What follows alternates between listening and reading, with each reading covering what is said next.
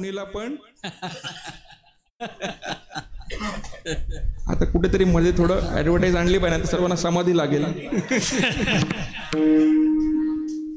विठ्ठल विठ्ठल.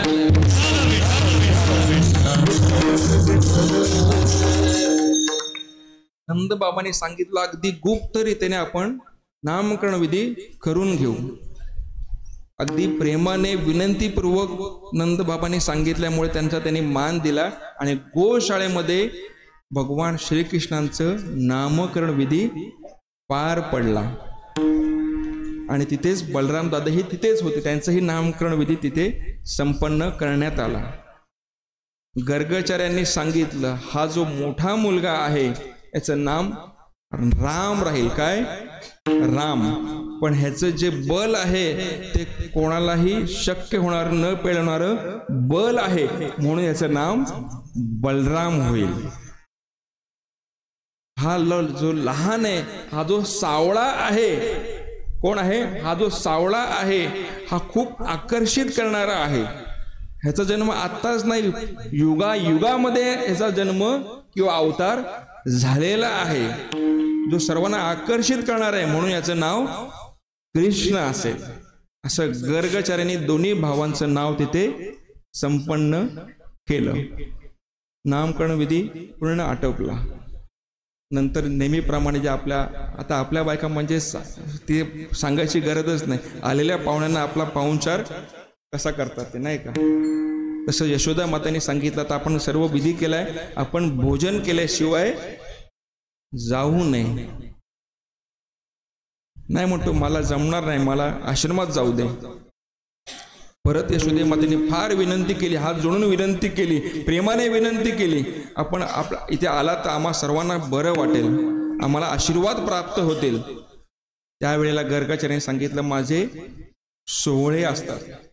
आता सोहळे म्हणजे काय, इथे वेगळा विचार घेऊ नका, नाही तर आपल्याकडे सोहळ्याचा विस्तार अगदी वेगळा झालेला आहे. सोहळे म्हणजे काय, मी माझं सर्व अन्न बनवतो आणि मी स्वतः माझं अन्न बनवलेलं खातो. त्यावेळेला यशोदा माता म्हणाला मी तुम्हाला जेवढी सामुग्री, जी काय सामुग्री लागते ती सर्व तुम्हाला मी देते, आपण इथेच जेवण बनवावं आणि इथेच आपण जेवण करावं अशी आपल्याला विनंती करते. यशोदा माताचे शब्द प्रेमाचे शब्द होते, त्यांचे हावभाव होते, त्यांना तो मान त्यांनी दिला आणि त्यांच्यानी ते विनंती स्वीकारली. ठीक आहे, फक्त जो हा लहान मुलगा आहे ना तुमचा, हा जो कृष्ण, याला फक्त तुम्ही सांभाळून ठेवा. त्यामुळे त्याचं काय तुम्ही टेन्शन घेऊ नका, मी सांभाळण्याचं काम करते.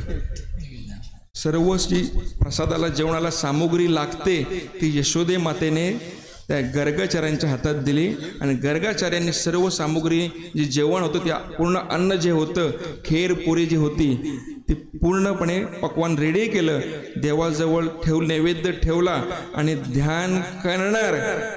आणि जेवाला ध्यान केल्यानंतर जेवाला सुरुवात करणार.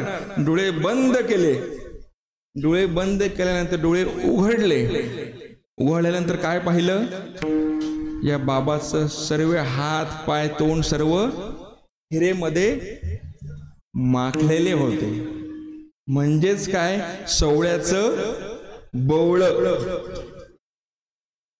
जो मनस्ताप त्यांना झाला, जो राग होता, तो काय उच्चस्तर लेवलला गेलेला. आता तो राग आमच्याकडे घ्यायचे, मोठ्या मरांचे जोडीला असायचे, जगन्नाथ कोळी म्हणून, त्यांचा राग आम्ही अनुभवलाय. जर जेवण केल्यानंतर कोणी त्यांच्या अगोदर कोणी जेवणाला शिवलं की त्यांचा रोग आम्ही तो अनुभवलाय, नाही का?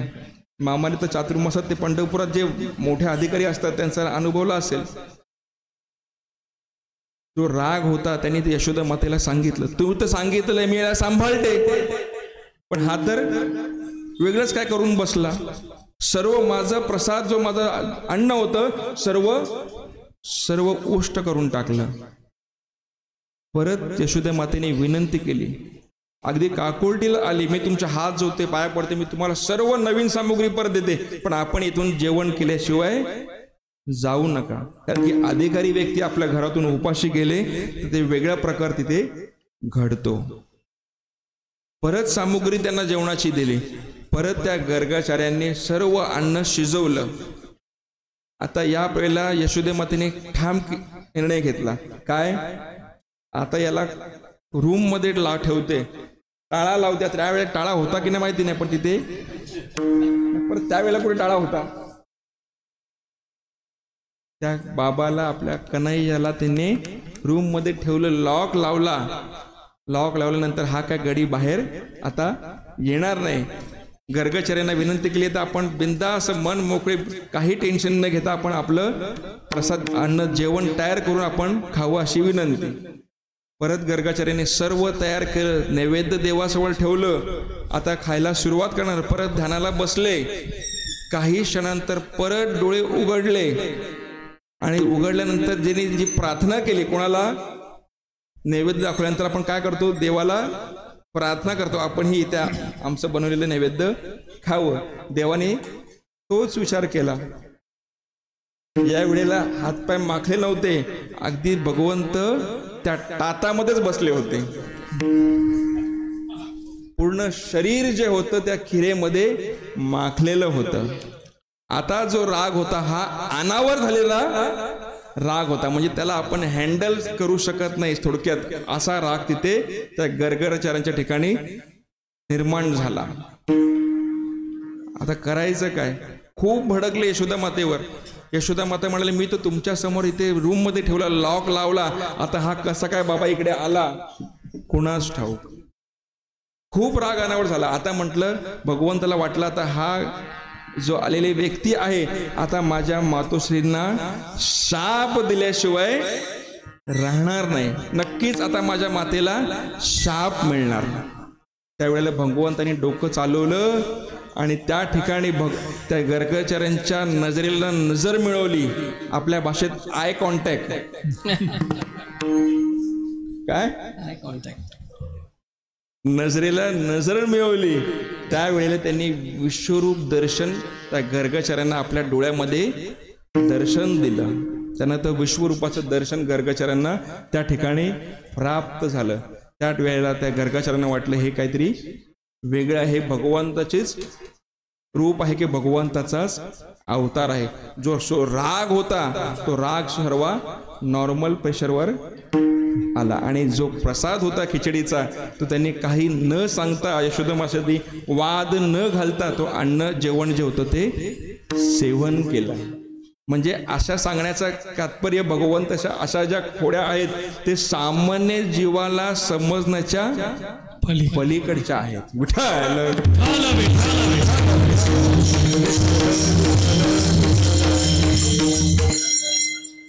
थोडक्यात अजून एक दृष्टांत दुसरा एक देतो. थोडक्यात आता हा नामकरण विधी झाला. आता आला बर्थडे, जन्म नक्षत्र आलं. जन्म नक्षत्र आल्यानंतर आपण सर्व पाहुण्यांना बोलवतो. सर्व वेफर समोसा काय असेल ते आपण, केक बी सर्वांना आपण वाटतो. आणि आता मी तर विसरू शकत नाही, श्रावण नाही का, रोहिणी नक्षत्र, श्रावण महिना, तिथीला फार महत्व आपल्याकडे. भगवंताचं जन्म नक्षत्र आलं. यशोदे मातेने सर्वांना अन्यवरांना घरी बोलवलं, सर्वांना सत्कार करणार, सर्वांना सत्कार चालू होता.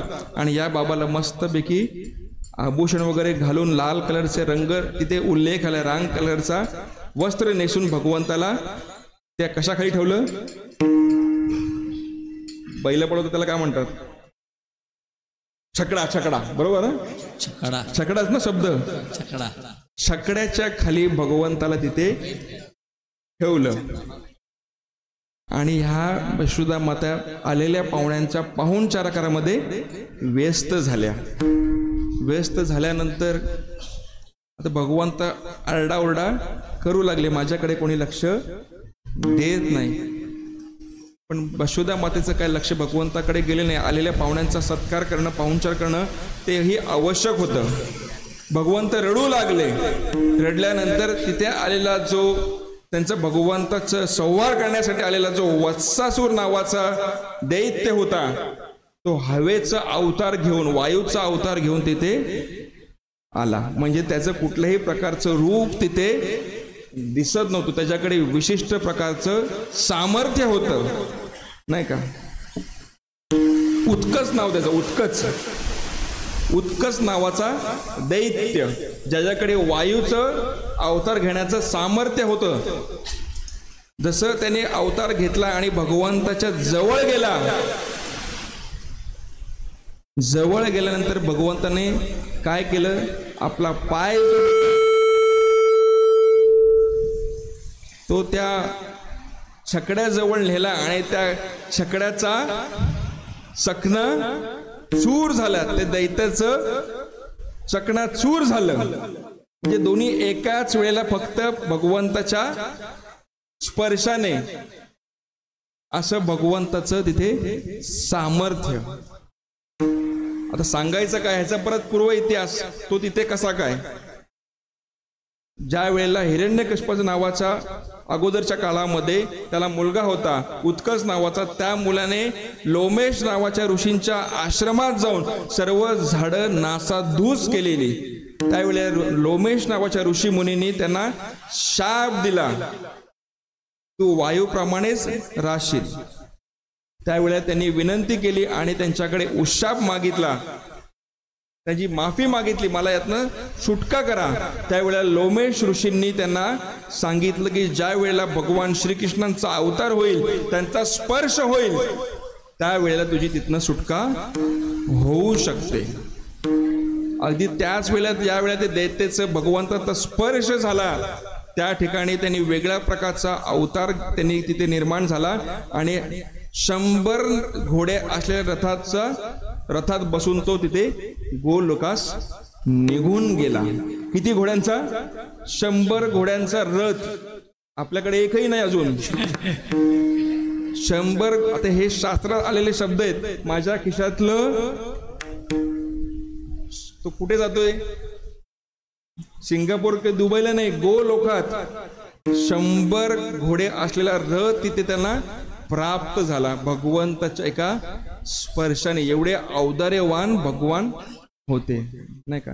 ऐका यशश्री औदार्य, नाही का. ज्ञान वैराग्य हे 6 गुण वसती जेथे, असे भगवंताचा अवतार होता.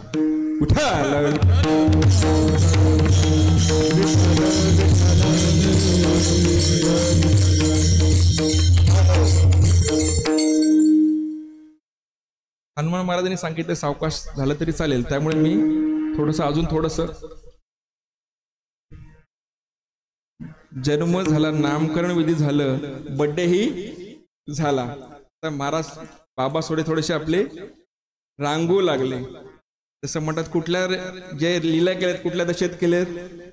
दशामध्ये ये दशे चरित्र, ये दश चरित्र केले नारायण, ये दश चरित्र केले नारायण, ये दश चरित्र केले नारायण, ये दश चरित्र केले नारायण. रंगता गोधन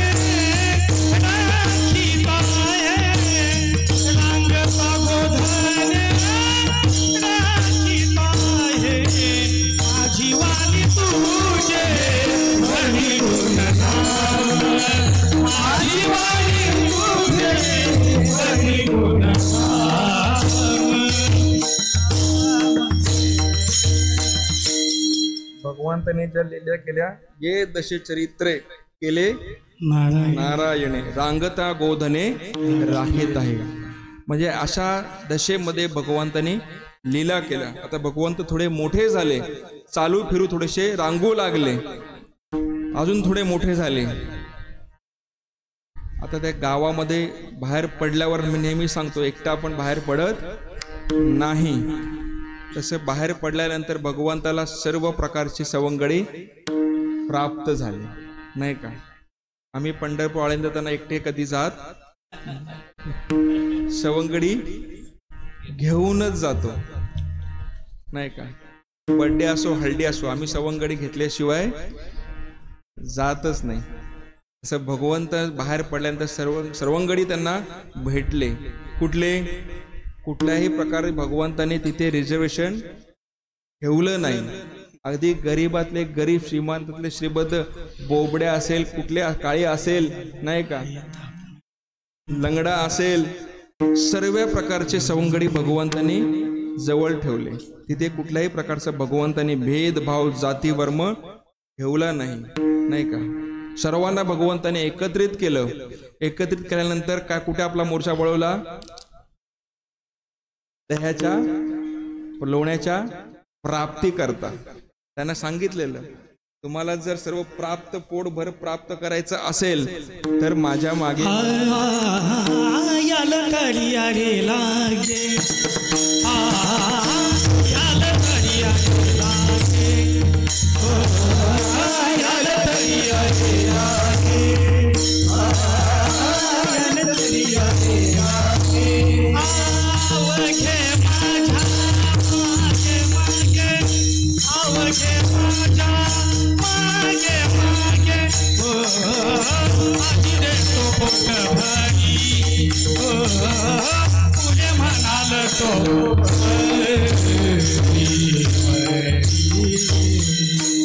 जाल तरी यारे लागे, अवघे माझ्या मागे मागे, आजी देतो पोट भरी, पुरे म्हणाल तो वरी. हळूहळू चाला, कोणी कोणाशी न बोला.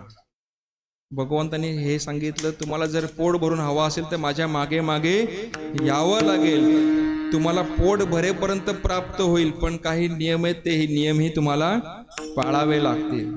तुम्हाला खरं नित्य सुखाची, समाधानाची प्राप्ती हवी असेल तर तुम्हाला वारीला यावं लागेल नाही का. पंढरपूर, आळंदी वारी करावी लागेल, आषाढी कार्तिकी करावी लागेल.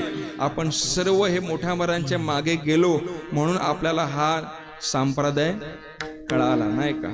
शास्त्र काय आहेत, भागवत काय, गाथा काय, ज्ञानेश्वरी काय, याचा परिचय आपल्याला कोणी करून दिला असेल तर ते मोठ्या महाराजांनी आपल्याला करून दिलं नाही का. गेले दिगंबर ईश्वर विभूती, राहिल्या त्या कीर्ती जगा माझी नाही का. आपल्यावर त्यांनी केलेले हे उपकार म्हणून आपण आज या सप्ताहामध्ये आपण सहभागी झालो. केले जगाशी उपकार, तारी येले नारी नर नाही का. जे पुरुषार्थ सिद्धी चौथी घेऊन या आपल्या हाती, रिगाला भक्तीपंथी जगात देतो. आम्ही अनुभवतो, आम्ही गाड्या असून वेळेवर पोचत नाही. मोठे महाराज त्यावेळेला कसे काय कुठल्या गावात पोचले, खरं त्यांचा परमार्थ आहे. कुठलाही प्रकारचं स्वार्थ नसताना, कुठल्याही प्रकारचं हेतू नसताना, अगदी निस्वार्थ, फक्त माझा समाज सुसंस्कृत कसा व्हावा, माझा समाज हा संप्रदायाकडे कसा वळला पाहिजे, हाच फक्त अट्टहास म्हणून त्यांचा आज ही कीर्ती आपल्याला लाभली, किंवा त्यांची आज कीर्ती या त्रिभुवनात गुंजत असेल नाही का.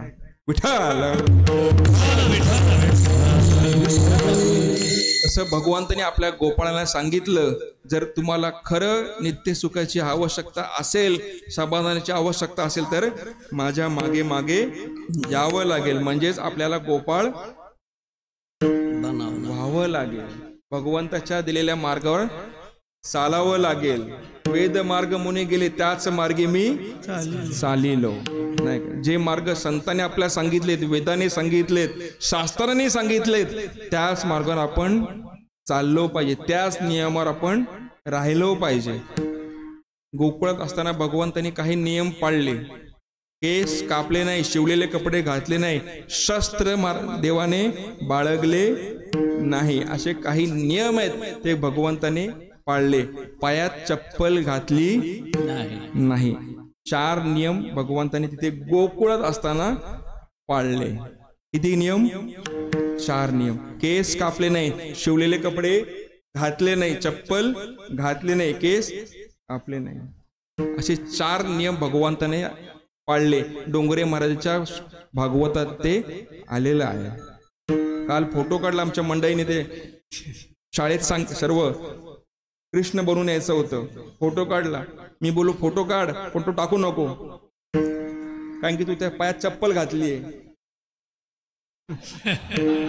तिलाही सांगितलं, कीर्तन नाही आली, पण तू आता सांगतो, चप्पल भगवंताने गोकुळात असताना चप्पल घातली नाही. असो, अशा प्रकारे सर्व त्या भगवंताने गोपाळांना एकत्र केलं. दही दुधाची चौर्य कर्म, चोरी नाही, चौर्य कर्म करायला भगवंतांनी सुरुवात केली. आणि सुरुवात केल्यानंतर प्रत्येक घरातून यशोदा माताकडे घराणे येत गेली. तुमचा मुलगा असा करतो, तुमचा मुलगा असा करतो, गोळणी गाळे विठ्ठल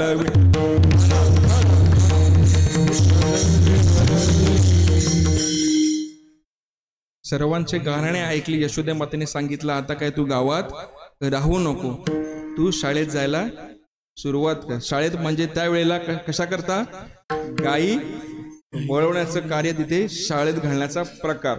कार्तिकी त्रयोदशीला भगवंताचं ऍडमिशन झालं. आता मला वेळ सांगितली म्हणून पण मी आपलं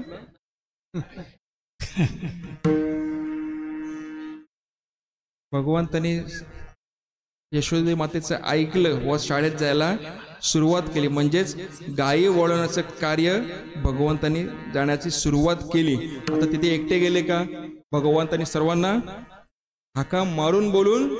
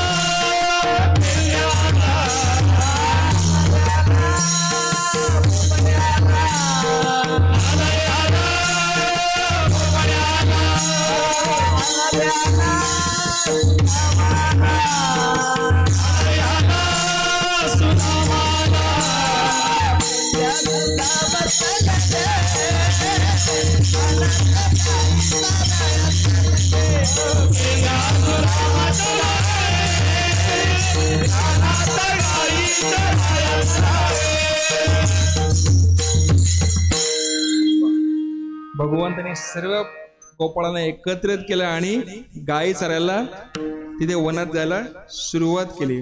देवाने कधीच कुठे प्रकारचे भेद असे भाव केले नाही की बाबा तो त्या वर्णातला, तो त्या ब्राह्मण आहे किंवा तो त्या जातीचा आहे. भगवंताने कधीच कुठे भेद केला नाही. सर्वांना भगवंताने सारखं दिलं. फक्त आपल्याला आपल्याकडनं भगवंताची भक्ती तशी झाली पाहिजे. सर्व गोपाळ खेळ खेळू लागले. वेगवेगळे प्रकारचे खेळ त्या वनामध्ये खेळ मांडीला लगोरी, खेळ मांडीला लगोरी, खेळ मांडीला लगोरी, खेळ मांडीला लगोरी, खेळ ताती नाना परी, खेळ ताती नाना परी, खेळ मांडीला लगोरी, खेळ मांडीला लगोरी, खेळ मांडीला लगोरी, खेळ मांडीला लगोरी.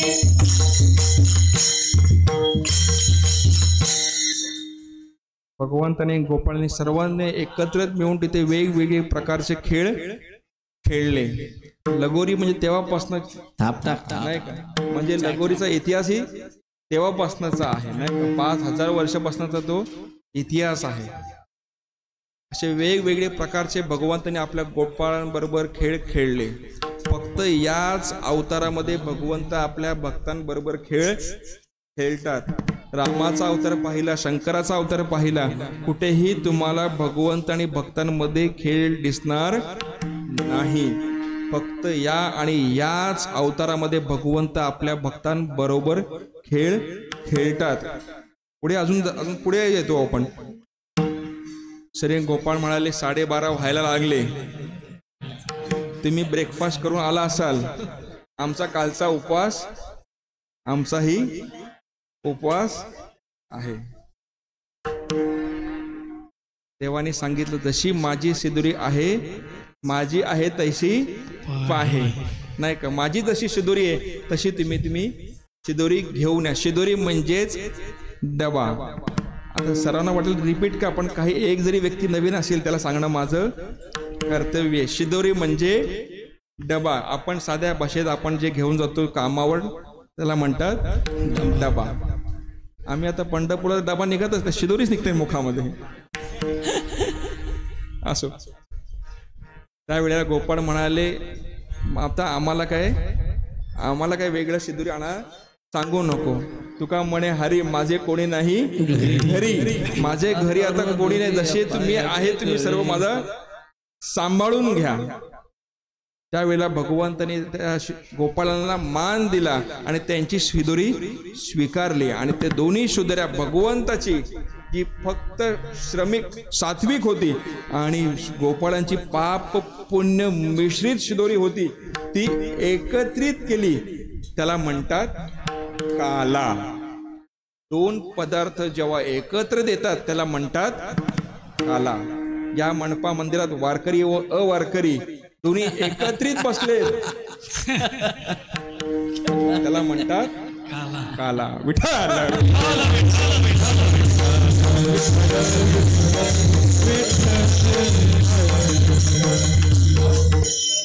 अशा प्रकारे भगवंताने तो शिदोरी होत्या ते एकत्रित केल्या. आणि एकत्रित केल्या तर भगवंतानी स्वतः पुरता न ठेवता ती स्वतःही खाल्ली आणि त्या भक्तांच्या गोपाळांच्या मुखातील शिदोरीचा काला जो होता प्रसाद भगवंतानी त्यांच्या मुखात घातला. पाहता गोवळी खाय त्यांचे उष्टावळी, करीती नामाचे चिंतन गडी कानोभाचे ध्यान. कोणालाही भगवंतांनी मुखात नाही घातलं, त्यांचा तो अधिकार त्यांना प्राप्त झाला होता, म्हणून त्यांच्या मुखामध्ये तो काल्याचा प्रसाद गेला. भानुदास गीती भानुदास गीती गात, भानुदास गीती गात, प्रसाद देतो पंढरीनाथ, प्रसाद देतो पंढरीनाथ. घ्या दही भात, घ्या दही भात.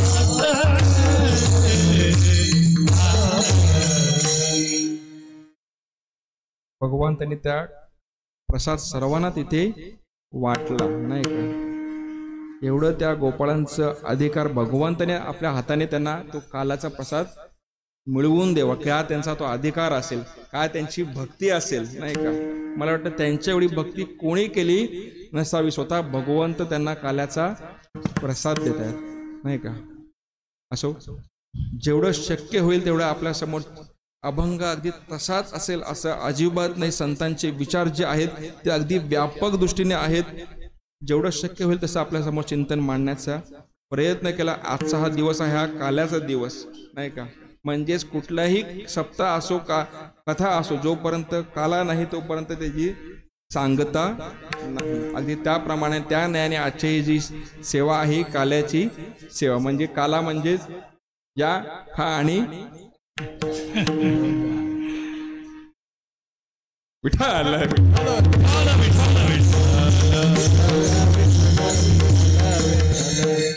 उपजवून या पुढते येऊ, काला खाऊ दही भात. वैकुंठे तो ऐसा नाही कवल काही काल्याचे, एकमेका देव मुखे सुखे घालू हुमरी. वैकुंठे तो ऐसे नाही कवल काही काल्याचे, तुका म्हणे वालवंट बरवे नीट उत्तम.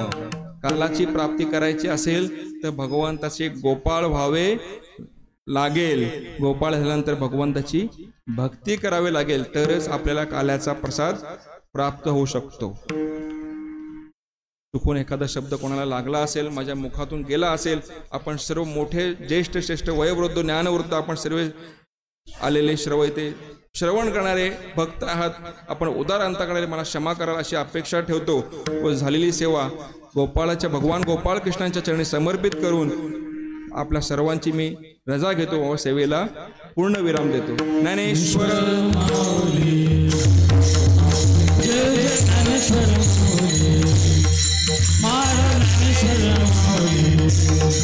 जय जय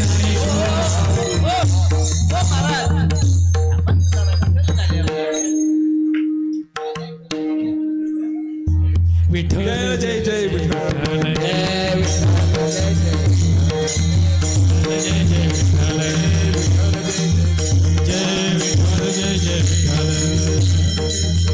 जय विठ्ठल. जय विठ्ठल. जय जय विठ्ठल.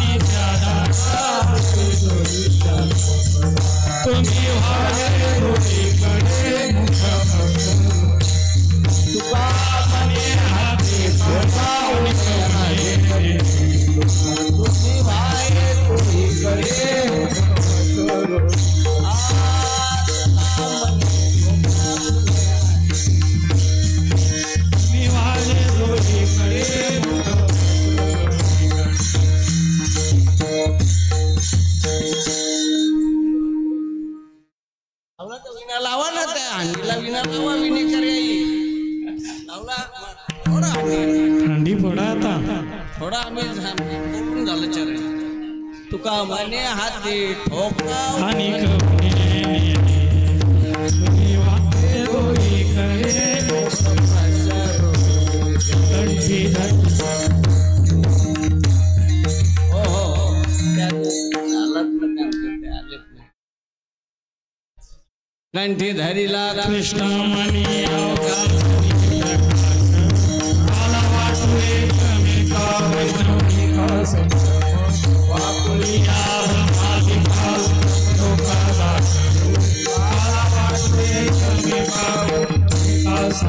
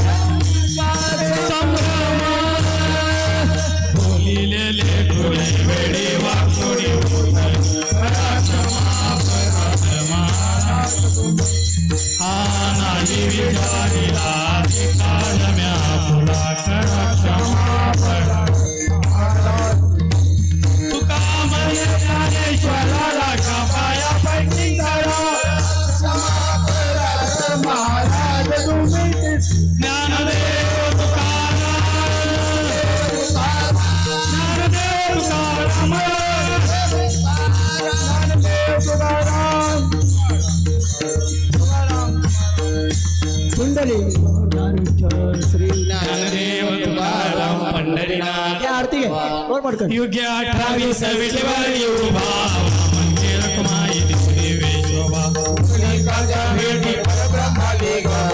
निवाये भीमा उधळी जगा जय देव जय पांडुरंगा माई वल्लभा राईच्या वल्लभा सीमाला गळा कढेवली कटी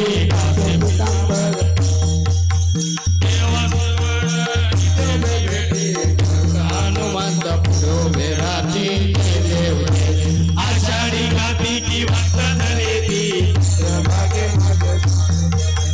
दर्शनेला मात्या तयोया मोठी भाव्यो आली ती जय देव जय पांडुरंगा रखमाई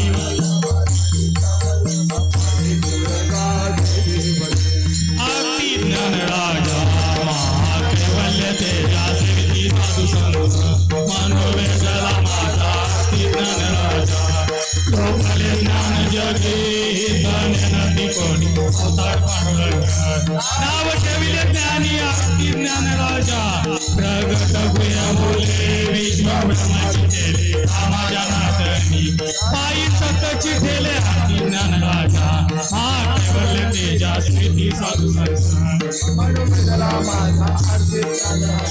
आरती तुकारामा स्वामी सद्गुरु रामा सच्चिदानंद मूर्ती पाय दाखव्या माती तुकारामा राजवे सागरास भाषण लागले कैसी तुकवाचे आपण रचिले आरती तुकारामा तो किता तुलनेसी ब्रह्मा तुकासी आले म्हणून रामेश्वर त्यांनी मस्तक ठेविले आरती तुकारामा स्वामी सद्गुरु रामा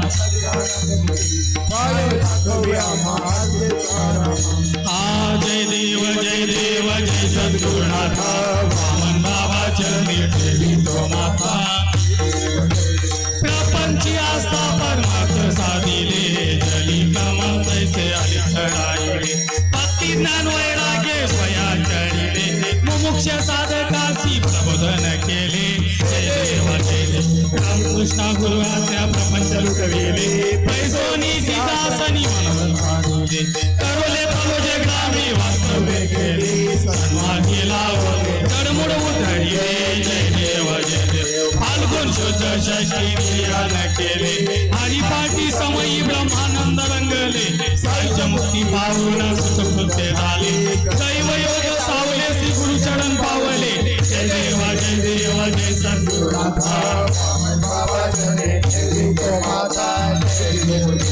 गारीन लोटांगण वंदेन चरण ज्ञान पाहिन रूप तुझे प्रेमे आलिंगन आनंद पूजन भावे वाणी नामा विठ्ठल रखुमा विठोबा रखुमा विठ्ठल रखुमा मागणे ते आहे पाहे पांडुरंगाया या संसासी निवीची मजदे आणि करुणाही नमागो देव का म्हणे आता उदार तोई मज ठेवी पायी संतांची या संसासी निवीची मजदे आणि ज्ञानदेव तुकाराम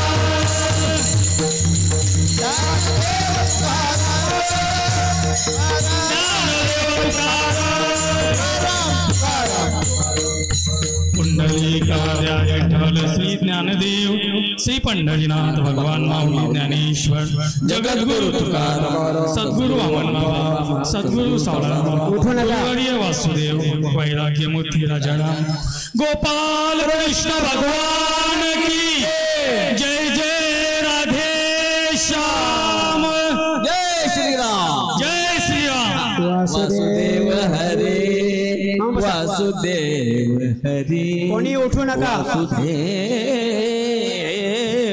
हरी बरोबर 7:30 मिनिटात सगळा समारंभ संपणार आहे कोणी गोंगाट नाही कोणी उठू नका सहयोग करा गर्दी करू नका मांड्यांवर मांड्या ठेवून जेवू नका काल्याचा प्रसाद घेत आहोत काल्याची सांगता झाली नाही अखंड हरिनाम सप्ताह कोलेगावच्या पुण्यपावन भूमीमध्ये संपन्नित होत असणार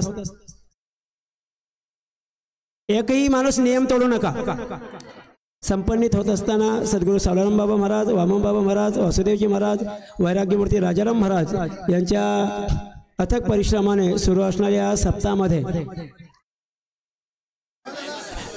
काला वाटणं बंद करा थांबा बेटा दीप्ती तिथेच थांब वाढू नको 7:30 मिनिटात मला हे सोडायचं आहे सगळ्यांचा सत्कार होऊ शकत नाही नामोच्चार करून मी थांबतोय काल्याची सांगता झाली सप्ताहाची झाली नाही सप्ताहाची सांगता हा विना उतरल्यानंतर होणार आहे गेली 59 वर्ष ज्या ज्या लोकांनी इथं प्रयास केले त्या सगळ्यांसमोर आम्ही अतिशय विनम्रतेने नतमस्तक होतो काल्याची सांगता आदरणीय चेतनजी महाराज म्हात्रे यांच्या मुखारविंदातून उपजोनी या पुढते येऊ या अभंगाच्या माध्यमातून झालेली आहे मी नरेश भाऊंच्या गळ्यात असलेला विणा हा पहाऱ्याचा विणा आहे महाराजजी या गावामध्ये एका तासाला एक माणूस असा लावला जातो परंतु एका तासात 3-3, 4-4 माणसं विणा घ्यायला उपस्थित असतात रात्रीही इथे विणा घ्यायला माणूस पाहिजे असं शोधायला लागत नाही हे या कोलेगावचं वैभव आहे ते विणा उतरवण्याकरता मी वेदांताचे अभ्यासक असणारे सुखदेव मामा ज्यांनी भंडाऱ्या डोंगरावर अथक आयुष्यभर आणि पारायण केली ते गणेशजी महाराज ज्यांनी वासुदेव महाराज सावळाराम महाराजांची सेवा केली ते केशव मामा आणि गायनाचार्य सुरेश दादा यांसमवेत चेतनजी महाराज या 5 जणांना विनंती करतो की त्यांनी या सप्त्याची सांगता या विण्याला उतरवून करायची चला लवकर 1.5 मिनिटं झाला मी नाव घेणार पटापट सन्मान करायचे घ्या पुंडली कवरदार विठ्ठल श्री ज्ञानदेव पंढरीनाथ भगवान की दोन्ही विना व्यवस्थित ठेवा एकही टाळाला पाय लागणार नाही अशा पद्धतीने टाळ उचलायचे आहेत आदरणीय गुरुवर्य चेतनजी महाराज या ठिकाणी उपस्थित आहेत महाराजांनी विना ठेवा सेवा केल्याबद्दल आमच्या मंडळाचे कार्याध्यक्ष अध्यक्ष सागर संते यांना मी विनंती करतो की महाराजांचा त्यांनी त्वरित सन्मान करायचा आहे सागर संते चला पटापट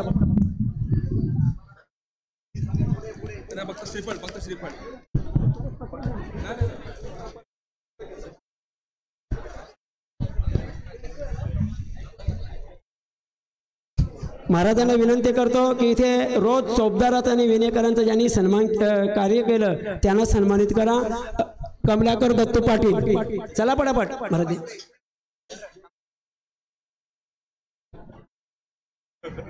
नाही नाही नाही. कमलाकर दत्तू पाटील, दिनेश सीताराम पाटील. आपण या समाजामध्ये विनेकरी तरुण असला पाहिजे, याकरता विनेकरी आणि चोपदार देखील आपण तरुण उपलब्ध केलेले आहेत. ज्यांना पटापट द्या, नंतर बघू. चला, कमलाकर दत्तू पाटील, दिनेश सीताराम पाटील आणि ज्ञानेश्वर सुदाम पाटील तरुण मंडळी ही विण्याच्या माध्यमातूनही चोपदाराचं कार्य करत असतात. त्याचप्रमाणे ज्यांनी रोज आपल्याला व्यवस्थित भरपूर नाश्ता दिला ते मनोहर करसम पाटील यांना सन्मानित महाराज करतात. चला पटापट. गेल्या वर्षी देखील महाराजांना येणं. चला पटापट या, मोठं काम आहे. ज्ञानेश्वर भाऊ चला, तुम्हाला नंतर देतो ते. बरोबर, फोटो घ्या. गेल्या वर्षी महाराजांच्या यावर तारच होता आणि तेव्हाही त्यांनी शेवटची 3 मिनिटं असताना आम्हाला आदेश केला आणि ते कार्य झालं होतं. मी महाराजांना फार गडबड आहे म्हणून विनंती करतो की तुम्ही हा मैदान सोडा. 2-3 सन्मान होतील, फक्त 2-3. काही हरकत नाही, धन्यवाद. घेतल्याशिवाय जायचं नाही. आमदार राजूदादा पाटील यांची यंदाची सगळ्यात मोठी देणगी आणि ते नेहमीच आपल्याला सहकार्य करत असतात. राजूदादा इथे उपस्थित काही कारणास्तव राहिले नाहीत. माझं लक्ष आहे ना, माझ्या सगळ्यांवर लक्ष आहे, टेन्शन घेऊ नका. हनुमान आहे मी. राजूदादा गाडीत बसून निघाले होते, इतक्यात राजसाहेबांचा फोन आला आणि नाही दादा त्यांना थांबावं लागलं. ते उशिरा येत आहेत, तरी देखील त्यांचे प्रतिनिधी असणारे तकदीरजी कालन यांना त्यांच्या वतीने सन्मानित करण्यात येत आहे. महेश भाई या ठिकाणी उपस्थित आहेत. त्यांना सन्मानित करण्याकरता उपाध्यक्ष हिरामन कालू म्हात्रे यांना मी आमंत्रण करतो. या महेश भाई नसतील तर द्या. तकदीर कालन आमच्या गावचे सरपंच लालचंदजी भोईर, सप्ताहामध्ये फार मोठं योगदान ह्या मंडळींचं सातत्याने असतं. सर्व ग्रामस्थांसमोर अतिशय विनम्रतेने नतमस्तक होतो. रोज सकाळी काकड आरतीचा कार्यक्रम. मोकळे व्हा, कोणाची वाट नका बघू.